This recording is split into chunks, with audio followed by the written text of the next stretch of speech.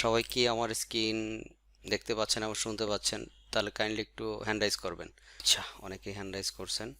হ্যাঁ, মোটামুটি তার মানে ঠিক আছে, সবাই শুনতে পাচ্ছেন। যে আমাদের সেলিং প্ল্যান সম্পর্কে আমরা একটু জানবো। যদিও আমি গত ক্লাসে একটা আইডিয়া দিছি যে কিভাবে সেলার্স এন্ড অ্যাকাউন্টটা ক্রিয়েট করবেন এবং কি কি ধরনের ডকুমেন্টেশন আমাদের রেডি রাখতে হবে।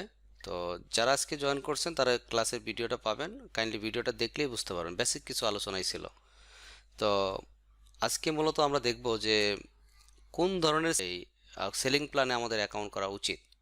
তো অ্যামাজন আমরা যে সেলার সেন্টার অ্যাকাউন্টটা ক্রিয়েট করি, এটা মূলত হচ্ছে থার্ড পার্টি সেলার অ্যাকাউন্ট। তো সেলিং প্ল্যানের ভিতরে দুইটা সেলিং প্ল্যান আছে। একটা হচ্ছে ইন্ডিভিজুয়াল সেলিং প্ল্যান, আর একটা হচ্ছে প্রফেশনাল সেলিং প্ল্যান। তো ইন্ডিভিজুয়াল এবং প্রফেশনালের ভিতরে পার্থক্যটা কি সেটা একটু আমরা জানবো। এখানে বেশ কিছু পার্থক্য রয়েছে, আপনারা নিচের দিকে একটু দেখতে পাচ্ছেন। আশা করি আপনারা সবাই আমার স্ক্রিন দেখতে পাচ্ছেন, তাই না? তো এখানে দেখুন, এই যে বরাবর যে টিক মার্কগুলো আছে ইন্ডিভিজুয়াল বরাবর, এবং এই বাম পাশটাতে দেখুন অনেকগুলো অপশন আছে, যে access seller university training, list product one at a time. হ্যাঁ, এই প্রসেসগুলো আপনি এইখানে এই পর্যন্ত, এই যে টিকমার্কগুলো দেওয়া আছে এই পর্যন্ত আপনি ইন্ডিভিজুয়াল সেলিং প্ল্যানে পাবেন। আর প্রফেশনাল সেলিং প্ল্যানের সুবিধা হলো কি, যত প্রকার অ্যাক্সেস আছে, যত প্রকার টুলস আছে, আপনি সকল অ্যাক্সেসটা আপনি প্রফেশনাল সেলার অ্যাকাউন্টে পাবেন। তো এখন এইখানে আরেকটা পার্থক্য আছে, বিগ একটা পার্থক্য আছে। সেটা হচ্ছে যে ইন্ডিভিজুয়াল সেলার অ্যাকাউন্ট যখন আপনি থাকবেন, তো তখন আপনাকে মান্থলি ওদের যে সাবস্ক্রিপশন ফিটা আছে সেটা অ্যামাজনকে দিতে হবে না। আর যখন আপনি প্রফেশনাল সেলার অ্যাকাউন্টে থাকবেন, তখন কিন্তু আপনার $39.99 অলমোস্ট $40 আপনাকে পে করতে হবে। এখন কথা হচ্ছে যে অনেকেই দেখা যায় আমরা অ্যাকাউন্ট ক্রিয়েট করি, সেটা ইউএসএ হোক, ইউকে হোক, জাপান হোক, অস্ট্রেলিয়া মার্কেটে হোক। এক্সেপশনাল হচ্ছে দুবাই মার্কেট আর সৌদি মার্কেট। তো এই দুইটা মার্কেটে এদের সাবস্ক্রিপশন কোনো ফ্রি নাই, একদম ফ্রিতে আপনি স্টিল নাও বিজনেস করতে পারবেন। যখন ওদের এটা চার্জ করবে তখন এটা দিতে হবে। তো এখন পর্যন্ত ফ্রি আছে আপনারা এখানে, আপনি যদি প্রফেশনালেরও থাকেন কোনো সমস্যা নাই। কিন্তু ইউএসএ, ইউকে বা অস্ট্রেলিয়া বা ইউরোপের অন্য কোনো মার্কেট প্লেস অথবা জাপান মার্কেট প্লেস, এই সকল মার্কেট প্লেসে যখন আপনি বিজনেস করবেন বা আপনার প্রফেশনাল সেলিং প্ল্যানে থাকবেন, তখন অবশ্যই অবশ্যই আপনাকে এই সাবস্ক্রিপশন ফিটা ওরা কেটে নেবে। আর সেটা কোথা থেকে কাটবে? ওই যে আমরা বলি যে ইন্টারন্যাশনাল চার্জেবল ক্রেডিট কার্ড, সেই ক্রেডিট কার্ডটা থেকেই ওরা মান্থলি বেস আপনার এই প্রফেশনাল সেলিং ফিসটা কেটে নেবে, এই আপনার সাবস্ক্রিপশন ফিটা কেটে নেবে। তো এখন এখানে সুবিধা অসুবিধা আছে বেশ কিছু। তার মধ্যে যদি বলি যে আপনার ইন্ডিভিজুয়াল, আমরা তো এখানে একটু দেখতে পাচ্ছি, আপনারা এক নজর এটা পড়ে নেবেন, এখান থেকে একটু পড়ে নেবেন। তো আর সুবিধাটা হলো যে আপনি সকল অ্যাক্সেস তো পাচ্ছেন, আর ইন্ডিভিজুয়ালের ক্ষেত্রে আপনার ওদের লিমিট আছে। লিমিট বলতে আপনার যদি 39, আপনার 40টা কোয়ান্টিটি, মনে করেন 40 কোয়ান্টিটি আপনি সেল করতে যাচ্ছেন মাসে, বা লেস দেন 40 কোয়ান্টিটি, তো সেই ক্ষেত্রে আপনার জন্য ঠিক আছে যে আমি মান্থলি বিক্রি করি 20 কোয়ান্টিটি অথবা 30 কোয়ান্টিটি। তো সেটা একদমই একদমই ছোট বিজনেস, তো এটাতে তো বেশি সেল না। মান্থলি আমাদের টার্গেট হচ্ছে মিনিমাম 2 থেকে 300 কোয়ান্টিটি সেল করা, এটা মিনিমাম টার্গেট। তো 200-300 কোয়ান্টিটি বা 400-500 কোয়ান্টিটি সেল করা কোনো ব্যাপারই না। যে স্ট্র্যাটেজিগুলো আমরা শিখবো কোনো ব্যাপার না। অ্যাটলিস্ট মাসে 300 কোয়ান্টিটি সেল করা, সেটা ইউএসএ মার্কেটে হোক, ইউকে মার্কেটে হোক, অথবা ইউরোপের অন্য কোনো, বা অথবা আপনার অস্ট্রেলিয়া মার্কেটে, ইভেন আপনার দুবাই মার্কেটেও চাইলেও সম্ভব। দুবাই মার্কেটটাও নতুন অবস্থায় এটা ভালো একটা মার্কেট। তো এখন কথা হচ্ছে যে আপনি যদি ইন্ডিভিজুয়ালে থাকেন, তো আপনি চিন্তা করতেছেন যে না, ইন্ডিভিজুয়াল থাকলে তো আমার কোনো সাবস্ক্রিপশন ফি দিতে হচ্ছে না। হ্যাঁ, ঠিক আছে, আপনাকে $40 দিতে হচ্ছে না। কিন্তু ইন্ডিভিজুয়ালে যদি আপনি থাকেন, সেই ক্ষেত্রে অবশ্যই আপনাকে প্রত্যেকটা সেলের জন্য ওদের যে রেফারেল ফি বলেন বা আনুষঙ্গিক যত ফি আছে সবগুলো তো কাটবেই। কাটার পরে ওদের এফবিএ ফি কাটবে, তারপরে রেফারেল ফি কাটবে, বাকি চার্জগুলোও কাটবে। পাশাপাশি আপনার প্রত্যেক অর্ডারের জন্য $0.99 কাটবে পার প্রোডাক্টে, বা পার প্রোডাক্ট সেল হওয়ার কারণে। তো প্রত্যেকটা প্রোডাক্টের জন্য যদি আপনার অলমোস্ট $1 কেটে নেয়, আপনি যদি ওই যে আগে বললাম যে আপনি যদি $40 কোয়ান্টিটির নিচে থাকেন, 40 কোয়ান্টিটির নিচে সেল করেন, অথবা 30 হোক 20 হোক, তাহলে তো আপনার 30 কোয়ান্টিটি 30 ধরেন আপনার কেটে নিচ্ছে। সেটা সমস্যা নেই, আপনার $10 সেভ হচ্ছে। কিন্তু আলটিমেটলি তো আমাদের গোল সেটা না যে আমরা 5-10টা কোয়ান্টিটি বা 20-30টা কোয়ান্টিটি সেল করব। আমাদের মিনিমাম সেল টার্গেট হচ্ছে 200 থেকে 300 কোয়ান্টিটি পার মান্থ।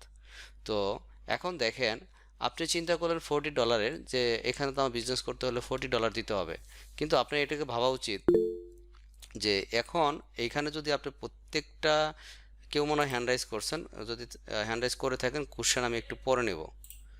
তো এখন হয়তো চিন্তা করতে পারেন যে আমার তো তাহলে এখানে কেন আমি $40 দেব।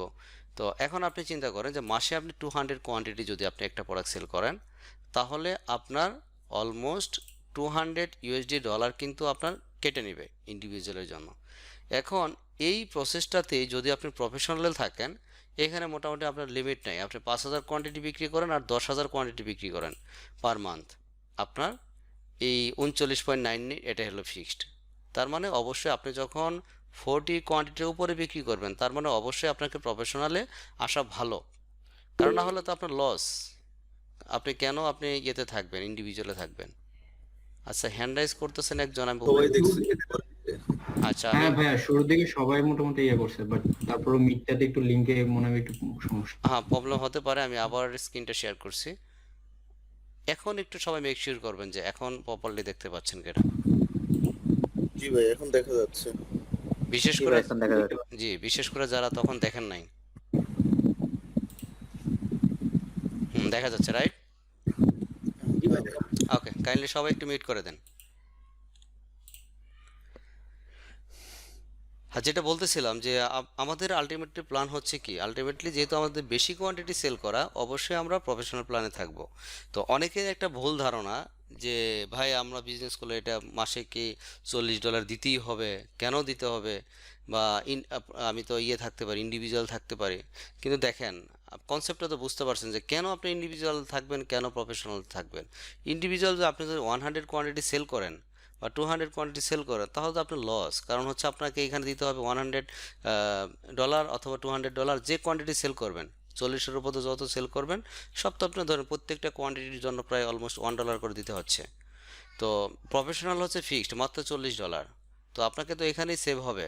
তো আপনি তো ইন্ডিভিজুয়াল থাকার কোনো প্রশ্নই আসে না। তবে হ্যাঁ, একটা কাজ করতে পারেন, যখন আপনার সেলার্স অ্যান্ড অ্যাকাউন্ট ক্রিয়েট করবেন, তখন হয়তো এটা তো শুরুতে ইন্ডিভিজুয়ালের জন্য, প্রফেশনালের জন্য সবার জন্য চার্জটা করে, একটা সময় ছিল ওই সময় চার্জ করতো না। ইন্ডিভিজুয়ালে করলে আপনাকে ওই $40 বা $39 যে অ্যামাউন্টটা এটা দিতে হতো না।